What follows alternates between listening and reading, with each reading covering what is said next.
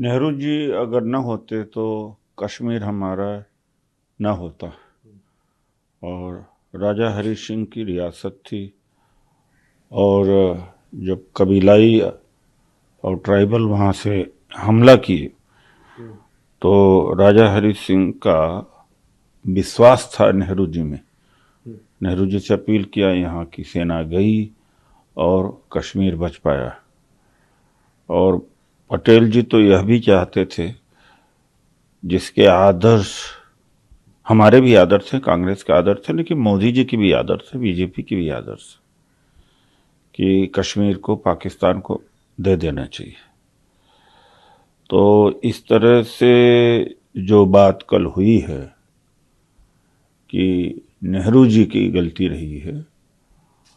अगर आज़ादी के समय का भारत इनके हाथ आयता या ऐसे जो लोगों को, तो क्या दुर्दशा करते उस समय। हमारे देश में न कोई बजट था, न इंफ्रास्ट्रक्चर, एजुकेशन थी, भूखमरी थी, गरीबी थी। ऐसे हालत में नेहरू जी के नेतृत्व में भारत बढ़ा और उन्हीं की वजह से कश्मीर बचा भी है। और अमित शाह जी जो बोल रहे हैं बिल्कुल झूठ बोल रहे हैं।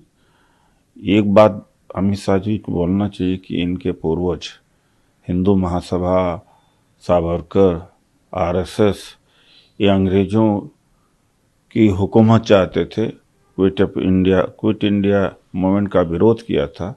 एक बात वो भी याद कर लेते अमित शाह जी, अगर है हिम्मत उनमें, ईमानदारी बची हुई है, तो पिक एंड चूज के हिसाब से नहीं करना चाहिए। आरएसएस ने अंग्रेजों की दलाली किया था, अंग्रेजों का समर्थन किया था। सर, आज राजस्थान तरफ से आज बैठक दल की विधायक दल की बैठक भी है। हालांकि इससे पहले मध्य प्रदेश और में जिस तरीके से एक नया चेहरा उभर के आया, आपकी क्या प्रतिक्रिया लगती है राजस्थान को लेकर? और कोई विधायक की बैठक नहीं है वहाँ पर, न पर्यवेक्षक का कोई मतलब है, न पार्लियामेंट्री बोर्ड का मतलब। एक व्यक्ति पहले से ही माइंड मेकअप कर लेता है, वो है मोदी जी। और अब ज़्यादा से ज़्यादा दो लोग, ये पहले से ही सब तय किए रहते हैं। और एक दृष्टांत की बात है, जब राष्ट्रपति बनाने की बात थी प्रणब मुखर्जी के बाद में, तो बड़ा हुआ पोह थी बीजेपी में कि किसका नाम आएगा। और पार्लियामेंट्री बोर्ड की बैठक थी और सब लोग अपने अपने तरफ से डिस्कस करने जा रहे थे। मोदी जी गए और कहा रामनाथ कोविंद। तो वहाँ कोई डेमोक्रेसी नहीं है, ये सब नाटक है। इन्होंने पहले से ही मन बना लिया है कि किसको मुख्यमंत्री बनाना है। सर, प्रणब मुखर्जी की बेटी आजकल राजीव गांधी द्वारा मेरे पिताजी को कैबिनेट से ड्रॉप किया गया था। देखिए ऐसा है कि वो तो यहाँ भी कह रहे हैं कि बीजेपी को प्रशंसा भी कर रही है। कांग्रेस ने उनको क्या नहीं दिया, राष्ट्रपति तक बनाया, तो खाए किसी और का, गाए किसी और के लिए। तो यह है अवसरवादिता। हो सकता है कि बीजेपी कोई इनाम दे दे, लेकिन अप्रशंसा बीजेपी और आरएसएस करते हैं, तो प्रणब मुखर्जी को बनाने वाला कौन है? एक दूसरी बात है, प्रणब मुखर्जी कांग्रेस से नाराज होकर के अपना ग्रुप भी बनाया था, पार्टी भी बनाई थी, क्या चला पाए हो? तो अवसरवादिता है, क्योंकि उनको भी जगह चाहिए। सर, ईडी ने हेमंत सोरेन ट्यूसडे को सर विपक्ष के ऊपर टारगेट है।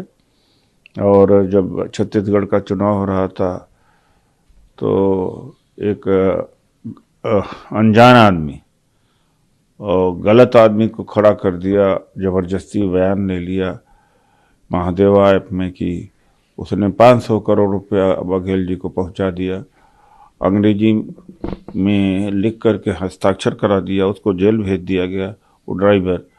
न उसको अंग्रेजी नहीं आती, न उसको महादेवा ऐप से कोई लेना देना था, न उसने पैसा दिया था। तो इस तरह से झूठे केसेस पे फंसाए जा रहे हैं विपक्ष के लोग।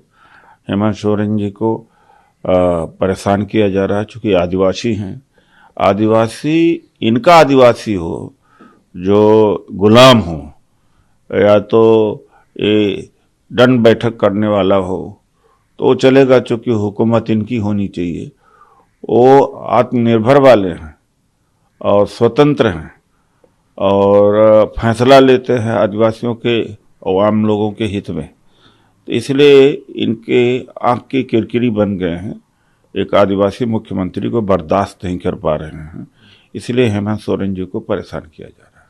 सर एक आखिरी सवाल, महुआ मोइत्रा कैग मासूम को एक्सपेल किया गया। सुप्रीम कोर्ट को दखल देना चाहिए, इसलिए कि कैश फॉर क्वेरी के मामले में, यानी सवाल पूछने के एवज में पैसा लेने का आरोप जो उनके ऊपर मढ़ा गया है वो तो कहीं सिद्ध हो नहीं पाया और उस आधार पर उनको बर्खास्त किया गया है, निकाला गया है। तो इस देश में अन्याय है, न्याय नहीं है। संसद में जब ऐसा बड़ा अन्याय हो सकता है तो और जगह क्या बच गई है? जनतंत्र खतरे में है, संविधान खतरे में।